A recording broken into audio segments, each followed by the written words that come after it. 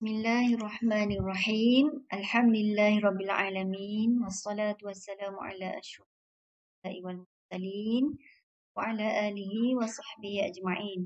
Rabbi shrah li sadri wa yassir li amri wahlul 'uqdatam min lisani yafqahu qawli. Assalamualaikum warahmatullahi wabarakatuh dan salam sejahtera diucapkan kepada semua rakan guru saya, sahabat saya, rakan seperjuangan saya. Baik, hari ini saya ingin berkongsi sedikit pengetahuan saya, ilmu saya berkaitan dengan penggunaan OBS Studio dalam PDPR yang mana saya telah buat, saya telah jalankan untuk kelas-kelas PDPR saya. Saya tak adalah mahir sangat pun, sedikit perkongsian mungkin ia boleh dimanfaatkan untuk rakan-rakan guru saya semua. Okay, baik. Kita mulakan dengan langkah yang pertama. Okay, langkah pertama, cikgu perlu buka cikgu punya browser cikgu, Chrome ke Internet Explorer ke Mozilla ke, okay. Jadi cikgu buka ni, contoh saya buka Chrome. Cikgu boleh type OBS Studio download. Ni macam sebab saya dah ada kan, saya dah type sebelum ni, so memang dia dah ada. So cikgu type, okay, cikgu klik OBS Studio download ni, double klik. Kemudian dia akan keluar macam ni, okay, download OBS Studio. So cikgu double klik. Dia double klik, dia akan keluar macam ni, download OBS Studio. So ada 3 kategori lah. Dia semua cikgu pilih. Set your operating system. So kalau cikgu klik dekat bahagian window ni, dia keluar window lah. Yang ni Apple dan satu lagi Linux. Linux ni kita tak guna. Biasa kita guna Windows lah. Okay, cikgu tengok Windows. So cikgu tak tahu nak pilih download installer yang mana. Dia ada yang 64-bit ataupun 32-bit. So cikgu kena check cikgu punya sistem pada window cikgu tu, sistem operating, right click. Dekat sistem, ni macam contoh saya buat, saya check saya punya sistem type ni. Okay, so saya yang jenis saya 34-bit operating system. So, maknanya saya boleh pilih lah, saya nak pilih yang mana saya. Ini 64-bit. 64-bit. So, cikgu dah check. Biasa window yang baru ni kebanyakannya 64-bit lah. Yang window lama-lama, window 7 tu yang cikgu pilih download installer, double klik. Bila double klik, dia akan keluar macam ni dekat cikgu punya laptop. So, dah cikgu nak kat mana, saya pilih. Dah. So, cikgu download OBS Studio. Dah download. Okay. Cikgu buka, cikgu klik, cikgu buka untuk cikgu install installer tadi dekat cikgu punya laptop. So, tekan je. Bila dah keluar macam ni, cikgu tekan je yes. Lepas tu, keluar macam ni, cikgu tekan je next. Macam saya, sebab saya dah download. So, sebab tu lah dia tulis tu, OBS Studio is already running. Sebab saya punya, tak apa, cikgu klik je next, sampailah finish. Done semua, okay? Okay, baik. Bila cikgu dah settle semua, cikgu install dah semua, dia akan keluar macam ni, cikgu. Dia akan keluar macam ni. Okay, bila dia dah keluar macam ni, dekat bahagian scene cikgu ni sebenarnya tak ada apa-apa. Dia kosong. Memang dia kosong semua. Tak ada apa-apa. Kat sini scene ni untuk cikgu tayang apa-apalah. Cikgu nak tayang slide ke, scene apa-apalah. Cikgu nak tayang slide ke, nak tayang apa, video ke apa yang ada dekat cikgu punya Windows cikgu. Ada dekat cikgu punya tab cikgu. Boleh, tak ada masalah. Okay, so dekat bahagian scene ni, cikgu boleh tekan button add tadi. Sebab saya dah tekan button add. Okay, tadi dia akan keluar macam ni. Please enter the name of scene ni. Cikgu boleh namakan lah slide cikgu. Slide pertama ke slide kedua. Ataupun cikgu je scene kedua. Okay, cikgu boleh klik okay. Sudah ready untuk cikgu buat slide untuk cikgu tayang. Okay. Saya tunjuk contoh lah. Macam saya dah buat slide tu. Slide kedua, slide ketiga, slide pertama kan. Okay, kemudian dekat bahagian sources ni memang dia kosong juga. Okay, bila cikgu dah buat cikgu dah klik, cikgu dah cipta cikgu punya slide. Kat bahagian sources cikgu ni, cikgu nak ambil sumber bahan tu kat mana? Dia ada kat mana? Cikgu tekan button yang ada add ni, tambah ni. Cikgu klik, cikgu ambil dekat window capture. Window capture, cikgu nak ambil bahan tu kat mana. Okay, so window capture 4, sebab saya dah buat yang sebelum dah banyak. Jadi dia ada window capture, dia ada lah yang tu ni. Saya namakan yang ni window capture 4 lah, yang baru. Okay. So sebelum cikgu nak add tu, cikgu buka siap-siap kat mana bahan cikgu nak ambil. Ambil dekat dalam PC ni, dalam laptop cikgu ni. Pilih dekat desktop cikgu. Cikgu dekat desktop, double klik. Lepas tu mungkin saya nak ambil dekat bahagian sejarah. Ataupun RBT, tak kisah nak mana-mana. RBT. Okay,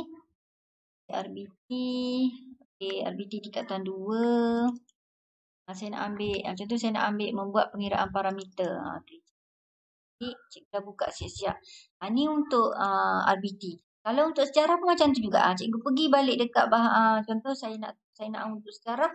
Saya ambil lah dekat file sejarah. Desktop. Saya buka siap-siap. Ni sejarah. Saya dah berklik dekat file sejarah sebab bahan saya ada kat situ. Contohnya saya nak tayang, PowerPoint bab 1. PowerPoint bab 1. Contoh saya nak tayang slide PowerPoint bab 1 ni, kedatangan kuasa barat. Ni contoh dah kedatangan kuasa barat. Okay.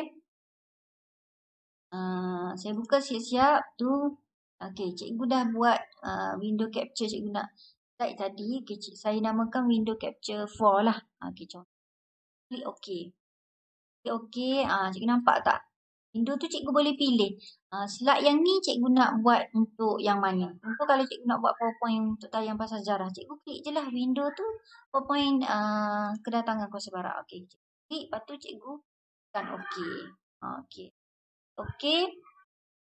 Dia akan keluar lah. Ini kira cikgu dah sedia slide untuk cikgu nak rakam ataupun cikgu nak ready untuk tunjuk kepada murid cikgu. Okay. Kemudian mungkin cikgu nak masukkan, nak bagi nampak lah muka cikgu, video cikgu ni kat mana. Cikgu pergi balik dekat button tambah ni, tekan dekat bahagian window capture device. Okay.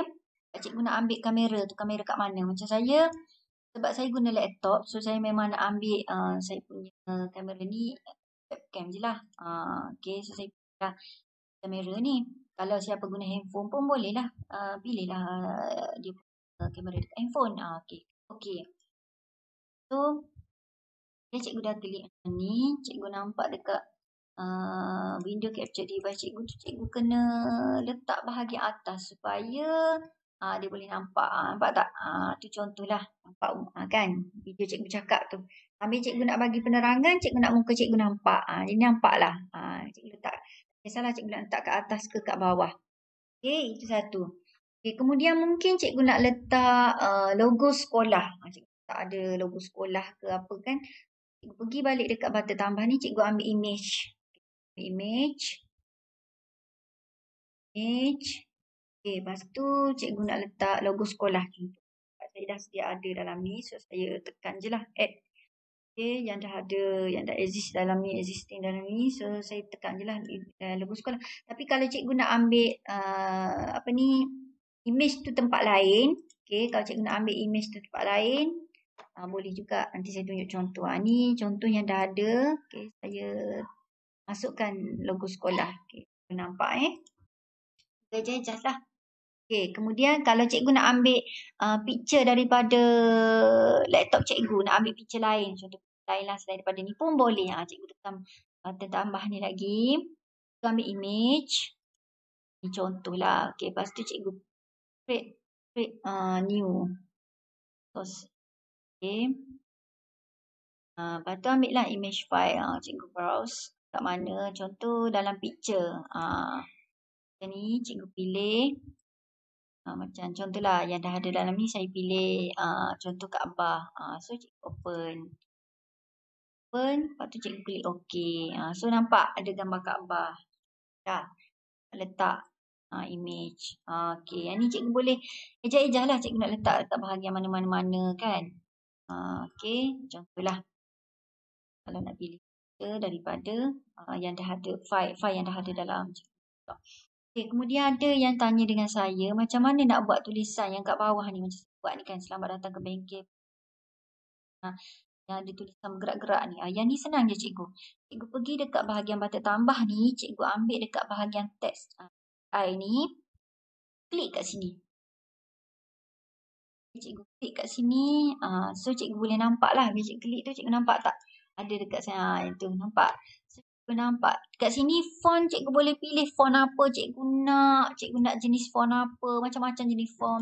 Boleh select kat cikgu punya form. Cikgu nak Arial ke, benda Times New Roman ke dan sebagainya. Macam-macam jenis tulisan. Dan cikgu nak style jenis form, style jenis mana ke, macam-macam boleh. Nak ada size berapa-berapa pun boleh. Okay. Ini saya dah buat lah. Okay. Lepas tu ada yang tanya dengan saya. Okay. Saya dah buat contoh lah. Cikgu klik je okay. Lepas tu dah type, cikgu klik je okay. Okay. Lepas tu ada yang tanya saya macam mana nak bagi gerak-gerak tu kan. Okay. Yang tu cikgu right click dekat situ. Dekat kotak yang tadi tu. Tulisan cikgu ambil filters. Kemudian cikgu pilih, cikgu boleh adjust ni, speed dia. Add scroll, cikgu tekan add scroll ni. Scroll tu sebab nak bagi gerak-gerak tu lah kan. Cikgu klik scroll. Lepas tu cikgu boleh adjust kat sini speed dia. Cikgu tarik je. Cikgu nak speed banyak mana. Nak laju sangat ke. Nampak tu tidak gerak. Cikgu nak slow sangat ke sikit, slowkan sikit. Dia boleh je kat sini. Macam tu. Okay. So, cikgu dah pilih kelajuan yang cikgu nak gerakkan tu banyak mana. Lepas tu cikgu post. Nampak dia dah gerak tu kan. Okay. So, yang ni saya tunjuk contoh untuk slide kalau nak buat untuk sejarah lah. Kalau cikgu nak buat slide yang kedua, contoh cikgu nak bagi contoh RBT. So cikgu tukarlah. Cikgu pergi kat bata tambah ni dekat scene. Cikgu tukar scene berapa. Ni saya tak boleh nak masukkan dalam ni sebab saya tengah record. Ni contohlah. Cikgu buatlah slide yang satu lagi. Slide lain. Okay. Untuk scene ni buat slide yang baru. Mungkin scene ketiga lah. Contohlah. Atau scene kedua ke. Okay. Kemudian dekat bahagian sources ni. Cikgu kena dekat window tadi. Cikgu tukar. Cikgu ambil untuk sejarah. Cikgu tukar, cikgu ambil untuk RBT. Ni contoh buat ni.